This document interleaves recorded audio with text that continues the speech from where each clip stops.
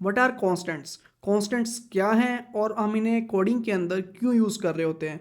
चलें देखते हैं। कॉन्स्टेंट बेसिकली हम इसलिए यूज़ करते हैं ताकि कोई अदर पर्सन या मैं खुद कोई उस वैल्यू को चेंज ना कर सकूं। मीन कि एक मैंने variable as a constant declare करवा लिया तो वो throughout the application, throughout the process same रहेगी वैल्यू उसकी, कोई अदर पर्सन उसको चेंज नहीं कर सकता। लाइक एग्जांपल देता हूँ मैं आपको। लास्ट हमने वीडियो के अंदर पाई की वैल्यू ली थी जिसको के वैल्यू होती है 3.14, लाइक 3.14 वैल्यू होती है। तो उसे हम क्या करते हैं, चेंज नहीं कर सकते बिकॉज उसकी वैल्यू फिक्स है। ठीक है।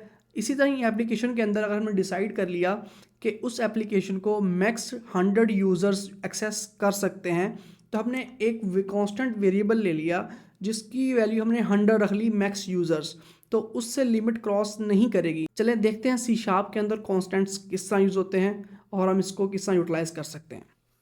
व्हील स्टूडियो मैंने ओपन कर लिया है। ये लास्ट एग्जांपल ही है जो लास्ट वीडियो के अंदर हमने क्लियर की थी। इसमें देखें मैंने पाई की वैल्यू स्टोर करवा ली एक वेरिएबल के अंदर डबल। इसको मैं कह दूंगा कांस्टेंट। ठीक है। तो ये मेरे पास एक कांस्टेंट वैल्यू बन गई जिसे हम चेंज नहीं कर सकते। ठीक है। यहाँ मैं पाई की वैल्यू अपडेट करता हूँ, पाई वेरिएबल की। देखते हैं मेरे पास रिजल्ट क्या आता है। लेट से मैंने 5 लिखा। देखिए यहाँ पे मेरे पास एरर आना शुरू हो गया। ठीक है। तो अब ये एरर कंपाइलर दे रहा है कि भाई आप पाई के अंदर वैल्यू स्टोर नहीं कर सकते क्योंकि ये एक कांस्टेंट है। अगर मैं इसे कांस्टेंट ख़त्म कर दूँ यहाँ से तो ये एरर रिमूव हो जाएगा और ये कोड हमारे पास सक्सेसफुली कंपाइल हो जाएगा।